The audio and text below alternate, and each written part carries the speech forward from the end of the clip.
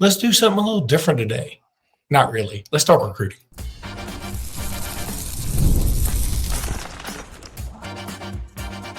You are Locked On Bama, your daily podcast on the Alabama Crimson Tide, part of the Locked On Podcast Network, your team every day.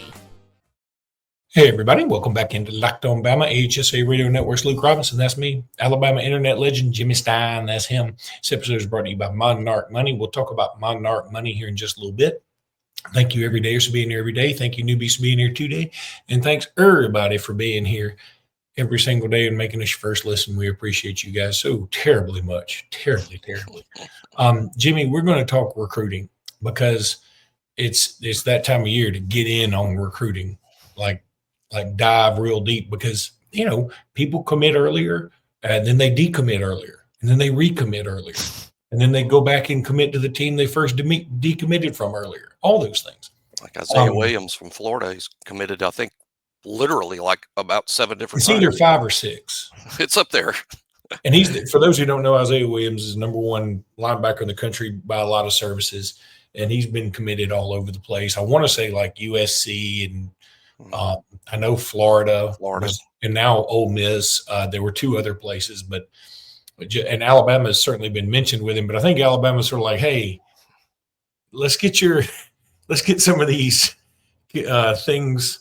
That's one thing I've noticed about this. This staff has a different.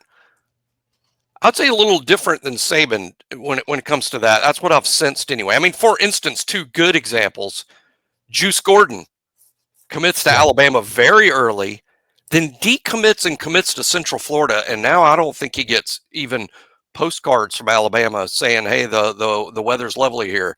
Vodney Cleveland, the defensive lineman from originally from Prattville, that's now up in Birmingham, commits to Alabama, then decommits, and he's just not on the radar. I think Alabama, and I'm sure that's definitely not true in all cases. But there are some cases that Alabama gets a little turned off. Ryan Williams decommitted. That's right. That didn't stop. Yeah, that didn't stop them at all. But let's be honest. The 2 guys you just mentioned aren't Ryan Williams. No, that's right. I think some of it has to do with the quality of player. Some of that does. But I also think some things can sort of rub these guys the wrong way, and it changes their board a little bit. And I think Isaiah Williams, who is a great player, by the way, obviously is a really good prospect, but I think even he is. I don't think Alabama's involved with him anymore. Yeah, it's sort of like, do you go back for an ex who you're like, oh man, she's gorgeous, she's awesome, but there are all these red flags, and do you keep going back knowing the same problems are going to persist, or do you say, you know what, there are plenty of fish in the sea? And I think most of the time it's plenty of fish in the sea kind of situation. Right. At least for this particular Alabama stuff. And both things can be true because, Nick Saban always felt like he could fix somebody. Yeah. I can fix them. And I think maybe this current staff is sort of like, why do we want to spend a lot of time fixing somebody when there's another dude out there who may be a hair lower talent-wise, but maybe they believe they can catch him up. But starting there, this isn't one of those guys. Tank Jones, out of Mobile, a defensive end, because there have been some people in our comments who say all we talk about is defensive backs. Hey, guess what? We pursue a lot of defensive backs. we do really well there. We do really well at defensive back. Jimmy, let me tell y'all a little secret. Jimmy and I would love to talk more defensive linemen, but it doesn't feel like there is many out there that are making waves with Alabama right now. I'm not saying that it's not happening. I'm just saying that when we hear about updates, we're hearing more about defensive backs. Now, maybe defensive linemen are going to come later. And somebody like an edge, Tank Jones from down in Mobile, who's an incredible top player in the state of Alabama, according to a lot of services, he's scheduled a visit to Alabama, but he hadn't let anybody know when it is. He has not released a date. Kind of interesting. I mean, where do you think Alabama sits with him? I mean, I feel like I get the sense they lead, but it is a tenuous lead. I think Alabama would be at or near the top for Tank Jones. I think for whatever reason, he was really focused on his track season where he did extremely well. And in the discus, I think he won the state and shot put. He's up there. I mean, he's really into that, which is great. So he trains a lot for it, and really sort of put recruiting on the shelf a little bit. Didn't do a lot of interviews because he was really focused on doing well in track. But now that track is ending for him, I think you're going to see him get more vocal about the recruiting process. To me, it's Alabama or Auburn.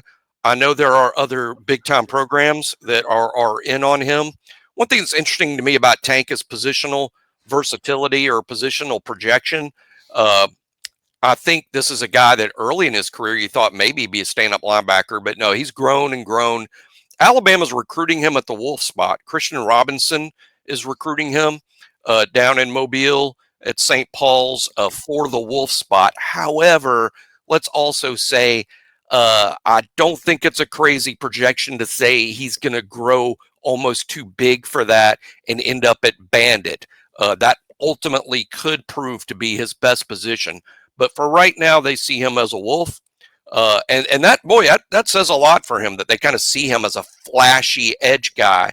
I would compare him a little bit to these are two comps for him that seem so obvious for Alabama fans. But there's some Quay Russaw in his game. There is some Quay there. But I tend to think the best comp for him is LT Overton, because at the same age, they're real similar. I mean, LT Overton people weren't looking at him after his junior year in Atlanta going, hey, you're a bandit, you're a defensive lineman. They were like, you're a flashy outside pass rusher. And he became a 5-star because that was the projection for him. But he just kept growing, and it seems like he's a better player at a bigger weight. So let's see if Tank Jones follows. Does Tank Jones stay Quay Russaw sized and does Quay Russaw things, or does he grow into LT Overton? And of course, that's a lot of Alabama comps. He could end up at Auburn, and that Quay Russaw and LT Overton comp just sounds kind of messy if he's over there. And it's very realistic he could end up at Auburn. But today, I would project Alabama today. Then there was some other interesting news. Brandon Arrington has announced his top 4. Alabama's in it, and he will announce on July 5th. So the early parts of July are big for Alabama, because right now, Cedarian Morgan, and some news that was broken by, my buddies here that work with the Auburn Blitz and Sports Blitz and the HSA Radio Network, because they also do the play-by-play in color for Benjamin Russell, where Cedarian Morgan goes to school. He announced on their show that he should be committing on July 2nd. And so Cedarian Morgan and then Brandon Arrington 3 days later. Big couple of days for Alabama. And I would say right now I feel very good about CD Morgan to Bama. I would say I feel like Alabama's got a puncher's chance with Arrington. Yeah, exactly. Alabama leader for CD Morgan, though Auburn's very realistic there. But I like Alabama's chances. I would rank him high if who are we recruiting out there that you feel really good that they end up with Alabama? I would include CD on that list, but just saying he's so highly recruited and highly valued, which is a heck of a term to use these days in the NIL landscape. But this is a high value player. I think he's such a good fit with Alabama, though, and I expect it to be Alabama as of right now. And you're right, Luke. July, the visits are going to happen in May and June. That means the commitments are going to happen in July. It's kind of like the old days when we were kids practically, and the visits were December and January, and the commitment / signing was February. Works the same way now. It's just different months. It's the visits are June and the commitment's July. And that's when the big month will happen. I see these comments all the time. I had a Twitter kind of question the other day from somebody saying, Jimmy, this is freaking me out. It just doesn't seem like we have a lot of momentum in recruiting. I'm like, just 1 year ago, it's the same thing. It's the same year. This is just, I think people aren't used to this new calendar. I'm not used to it either, but you just got to accept it for the new reality. But the new calendar is, okay, visits in May and June, and then the commitments will happen in July primarily. But the summer is when recruiting happens. And the Big Ten is so happy about this, by the way. I don't think a lot of people have caught up with this, but for years, the Big Ten hated the meat of recruiting was December and January, because when they had to get kids up there, it was just to see a wall of snow. And they're like, I'm not signing up for this. They wanted to move recruiting to the summer when the weather's good up there. Our problem down here is May and June, it's hot. And sometimes we have, God, who was it the other day? Micah Parsons and these big time NFL players talk about, well, I took a visit to Alabama. Boy, was it hot. Yeah, but Micah Parsons also said, I watched Alabama practice and they were practicing hard. Everybody was hitting, and I just said I didn't want to do that. And look, I love Micah Parsons. Micah Parsons is awesome. He's arguably the best defensive player in the NFL right now. Yeah. But if you don't want to do all that, I mean, Nick Saban wasn't going to Nick Saban was not the place for you. And I would kind of hope Kalen DeBoer wouldn't either. I'm not saying I don't want Micah Parsons on my team. I'm just saying that if you go there, if you go somewhere and they're like, they're working too hard for me, I mean, it's sort of, I don't know, it wasn't the best look. It lends credence to what we've said.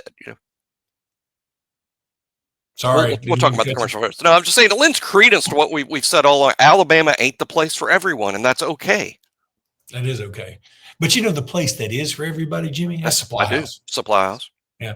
Get the supplies you need from the site made for the skilled trade. Supply House. Whether you're in plumbing, HVAC, or electrical work, Supply House is the reliable way to order products online. Their easy-to-use website is packed with helpful resources and the latest product info to help you get the job done rightly. Plus, with a complete inventory of over 200,000 parts from more than 400 top brands. Gosh, 400 top brands. You'll find exactly what you need delivered fast from coast to coast. Need help with an order? Supply House offers expert support and industry-leading service. And for the trade pros looking for an extra edge, their free Trade Master program also offers exclusive perks like a dedicated phone line, free shipping, discounts on every order. Thousands of skilled professionals are already taking the advantage, and now it's your turn. Join the Trade Master program today at supplyhouse.com/TM and start ordering plumbing, HVAC, and electrical supplies with just a few clicks. Plus, use promo code SH5 for 5% off your first order. That's supplyhouse.com to go get all that awesomeness. All right, finish your point. No, just saying that Alabama's not for everybody. And I know people see that 5 next to a kid's name, or it's a player that everybody wants, and they just assume so much about their personality. I mean, sometimes things are a bad personality fit. Obviously, Micah Parsons would have been a bad personality fit with Nick Saban. Yeah. It doesn't mean he's not a great player. He obviously made a good decision because the Penn State thing worked out for him. Yeah. James Franklin does have an enormously different personality than Nick Saban, and obviously Micah and James Franklin was a good fit, and things worked out for Micah. And guess what? Things worked out for Alabama, even without Micah Parsons. So, that's one thing in recruiting. We just see the physical part, and there is a personality part to it that we're not as privy to. That's why we don't need to be all upset when some highly regarded kid chooses another place, or we choose to move on.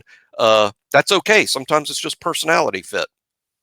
And I said this the other day on a podcast, and somebody misconstrued what I was saying, because I called, when I went to Penn State, I said it was kind of a goat ranch. And I mean it in the nicest way possible. But the stadium's sort of way out there, like not by the campus. And by the way, somebody pointed out, hey, USC's campus is pretty close to the Coliseum. I totally forgot that, because I didn't go to any of the campus stuff. My buddy Luke, another buddy I have named Luke, who spent some considerable time in LA.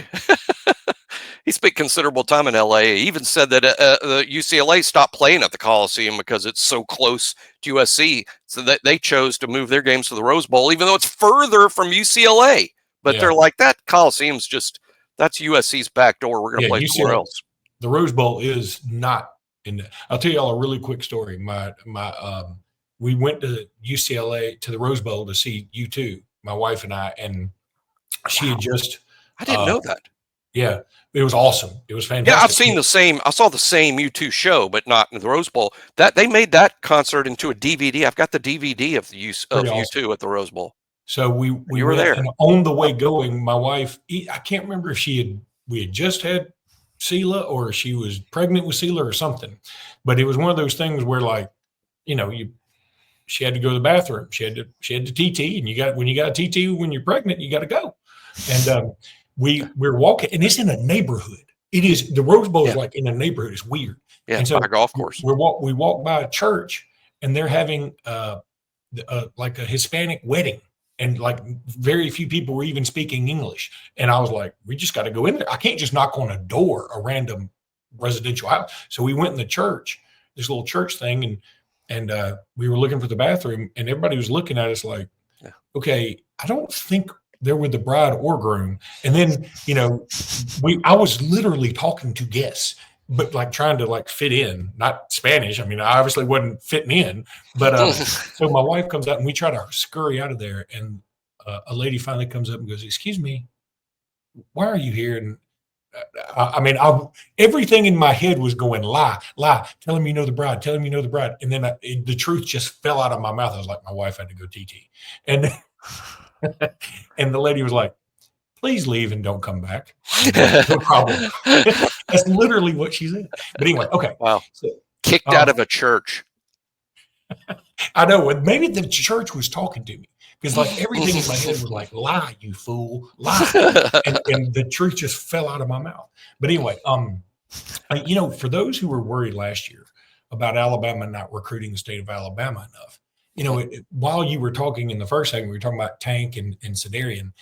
I decided, hey, I'm just going to pull up the top prospects in Alabama again, because I feel like we need a refresher. Number one, this is according to On3. This is the On3 industry ranking, or the On3 ranking? Well, this is the On3 rankings. They have Tank Jones at 1, who you and I believe if it ended today, I would bet on Bama. Now, I'm not saying, but it doesn't end today. I'll bet on Alabama today. E.J. Crowell, we bet on Alabama today. C.D. Morgan, I would bet on Bama. Bet on Alabama today. Zion Gibson, committed to Alabama and probably not flipping. Jaquez Wilkes is where it gets interesting. I think Auburn, you can't discount Auburn, but I'm not putting Alabama out of this one either. Yeah, I'm not putting Alabama out of it by any means. I think Alabama's very realistic, but hey, if we're talking, I get more serious when we pretend to wager with pretend money. If I had to wager, I would probably go Auburn, but Alabama's very realistic. Don't give up here. But I would say that if I did it, and if it was a money line thing, I don't think the odds are good. I think it's almost. You understand what I'm saying? It's almost like a pick 'em. I don't think it's a value bet. No, I think it's a pick 'em. Really, I mean, I'd slightly favor Auburn. Auburn 1.5 point favorite. There's Landon Duckworth, who apparently Auburn is circling back to a degree, because they feel like they may be missing out on somebody else. And I love Landon Duckworth. I'd be all for Alabama pursuing him. It doesn't feel like Alabama's really pursuing him. As of right now, it doesn't feel that way, although I'm not going to be surprised if that doesn't become a thing, Alabama and Landon Duckworth. I like Landon a ton. I like him a ton. I think I like him more than Alabama does. That's happened a lot over the years with various players. Sometimes I'm right. Most of the time, Alabama's right. I'm not really sure what's happening there, but Landon is I was going to say raw. I say that in the sense that I think we haven't even seen how good Landon Duckworth is going to be eventually. I mean, I think he's very toolsy with a chance to be great. And then I'm going to run down a few of these because it feels like Alabama is not involved. Hezekiah Harris, who's committed to Auburn, he's been dropping in the ranking somewhat. I just found that interesting because at one time he was considered a 5-star. He's now number 150 on all three. Didn't camp at Alabama last summer, I don't believe. Dylan Purder, a safety from Booker T. Washington. He's committed to LSU, but I have not heard. He's a stock up. He's a stock up guy, but I've never heard Alabama associated with him yet. And again, these things can change. And then there's Marquez Daniel from Booker T. Washington, a 6'5", 187 receiver.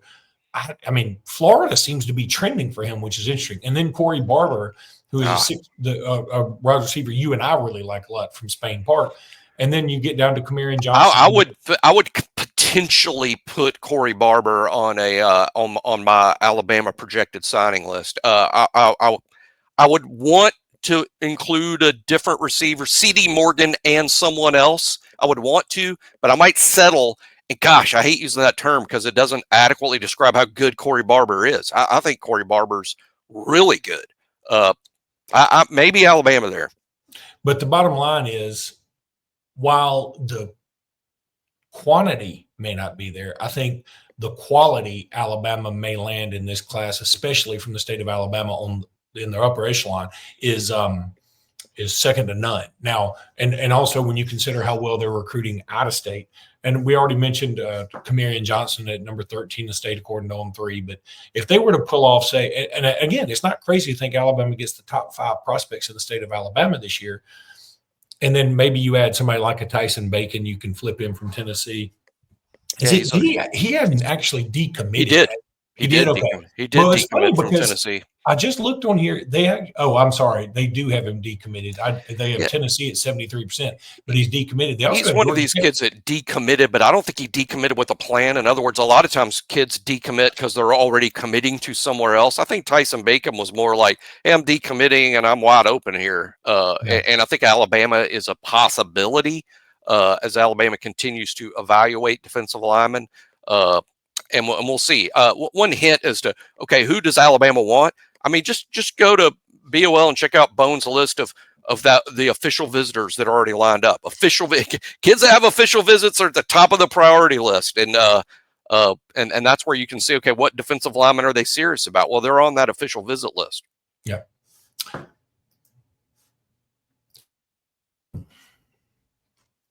All right, let's talk a little Monarch Money. Have you ever looked at your bank account and wondered, hey, where'd all my money go? Yeah, I do it every morning. Between dining out, online shopping, and entertainment, it's easy to lose track. That's where Monarch Money comes in. It's your personal CFO, giving you full visibility and control over your finances. Monarch Money isn't just another budgeting app. That'd be crazy talk.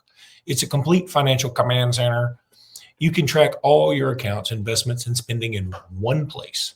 So you stop just managing your money and you start building wealth. And Lord knows we all need to build some wealth.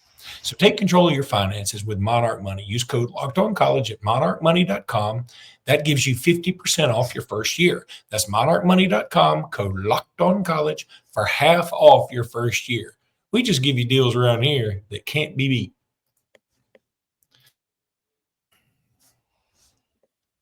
A couple of things. First of all, baseball took a gut punch yesterday. Good Lord.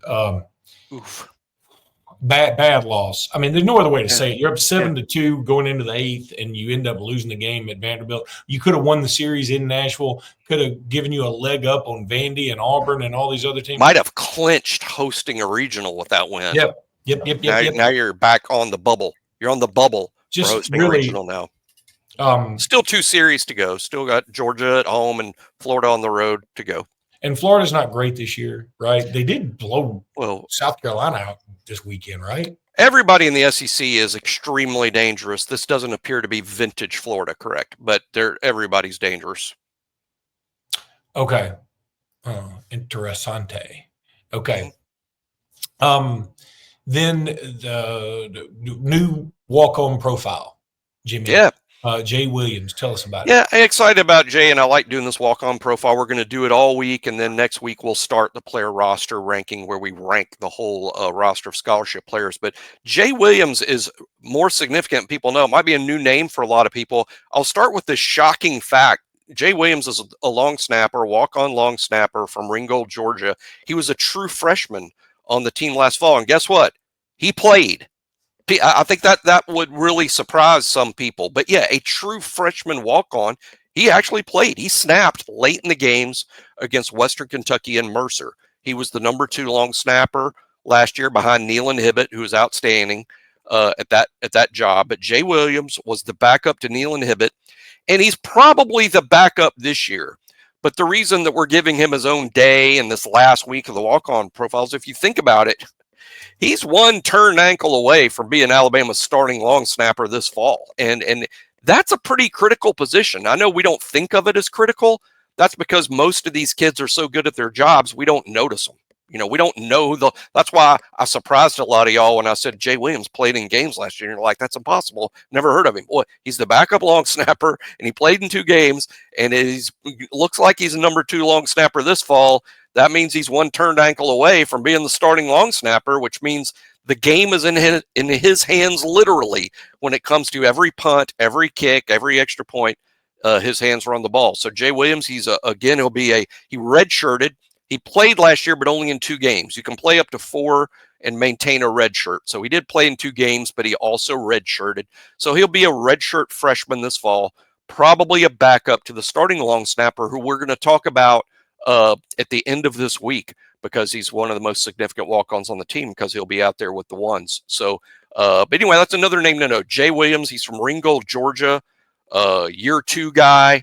Has already played in games, so don't be surprised to see him again this fall in garbage time situations and competing to be the starting long snapper. By the way, one other thing, the projected starting long snapper was hurt this spring. So Jay Williams was the starting long snapper all spring here, and so got a lot of good work. And again, probably the long snapper of the future at Alabama. But again, we'll have another guy we'll talk about later this week that's the likely starter. Some somewhat breaking news that may not be breaking by the time everybody sees this, but Alabama is scheduled to see Jaquez Wilkes today. We talked about him just a minute ago. So that's kind of big. I mean, he's one of our favorites. Me and you, this is a favorite of both of ours. Again, for those who don't know, I mean, a lot of people know I've said this before, so bear with me. But I called him in the state championship game this past year, and he was unstoppable. He was unstoppable on defense and offense. I think he had an interception. I know he had a gazillion yards rushing, several touchdowns. 300. I think he rushed for 300 yards in the state championship game. Yeah, I mean, he just had he did everything. It was almost comical to the point of, okay, I'm not sure how to evaluate this. Like, it really was like watching Derrick Henry in high school. Again, not exactly the same. Derrick Henry is the freakiest of freaks of all freakdom, but it was really that sort of level where he was so much better than everybody that you wondered, okay, I don't even know what I'm looking at. I mean, Shaquille O'Neal, vintage Shaquille O'Neal playing with 7th graders in a way. I mean, it was like, what am I looking at? Here's a life hack. Here's a life hack for evaluation. I cannot stress this enough. It might be the number 1 rule when you're evaluating high school players. I can't stress this enough. These small school kids, and Wilkes is like a 1A, 2A guy, I think even 1A, real small school guy. And you're like, looking at his production and you're thinking he must be great. He's rushed for 2,000 yards and he's got 700 tackles. He must be great. With small school guys, it all comes down to this: your true measurables, not self-reported stuff. Y'all stop paying attention to that. It's true, verified, legit measurables. If the measurables are prototypical, then it doesn't matter that they're in 1A or 2A football. If the measurables are prototypical, it's what you'd expect. So when I watch Wilkes, just like Luke, I'm like, gosh, please tell me this guy is legit big and fast. Because sometimes that's deceiving when you're on a field full of slow, small people. But Wilkes, I knew once Alabama offered him that the measurables were real, that the measurables were legit. And once Alabama offered him, he became one of my favorites in the group. But I needed those measurables. I actually don't have them. I just trust that Alabama does, because I don't think Alabama would have offered him without them, because it's a measurables-based business. So anyway, that's the thing to know about production. If you're productive at the 7A level, you're probably a really good player, because you can't be productive at that level and not be good. But at the 1A, 2A, even 3A, it becomes about measurables: your height, your weight, your speed, your shuttle, all the measurables, the combine type things to verify your athleticism. You know, it is one of those things like the way I used to, when I was a student in Alabama, I loved to show up at the booth at about 1 o'clock in the morning, because I felt like, hey, I'm pretty good looking. And I'm not bad. But, if I went to Galette's at 3 in the afternoon. I was way down the list of most likely to hook up that evening. But okay, so I'm not sure what that has to do with 1A and 7A type evaluations, but okay. Yeah. So you were a 1A player, 3 o'clock, but about 1 in the morning. You're 7A semifinalist. In a 1A, if the booth at 2 in the morning was 1A, I was a 7A player. But if Galette's was 7A, I was a 1A player. at 10:30. I'm so old. Right when the band's kicking off. So old. When you said the booth at 1 a.m., I immediately got just tired. I'm like, who goes out at 1? Who's in a bar at 1 a.m.? I've been asleep for hours. I've gotten up to TT 4 times by 1 a.m. now at this age. I've said TT way too many times. I only TT in churches in Pasadena. You got to hold it a while. Really quickly, we won't even talk about it. We just want to mention that Alabama has a new target in 2026 for basketball. And that's Gage Mayfield, who is 6'7", who is 190. He's good at a lot of things. He's kind of thin. He's not as thin as Herb Jones was, but he's from the same school Herb Jones was. He's about as thin as Herb. I find it fascinating. Herb was skinny. Yeah, and this kid's skinny, and he's going to get bigger. But I find it fascinating that when I first read about him, like, this is a tiny dot on the map place. And now they've produced another high-level prospect. That's amazing enough. Now throw in the fact he's similar to Herb. I mean, similar in terms of if you describe his skill set and his size, it sounds like you're talking about Herb. Yeah, no, if you did not say the names, you would say, "Oh, you're talking about Herb Jones." Herb's got a brother. Like Herb has a little brother that's really good with a different name, different last name. They spell and pronounce their last names. They're unrelated. That would be interesting. Okay, that's going to do it for today's podcast. We'll be back tomorrow with more. Until then, roll tide, everybody. Roll tide.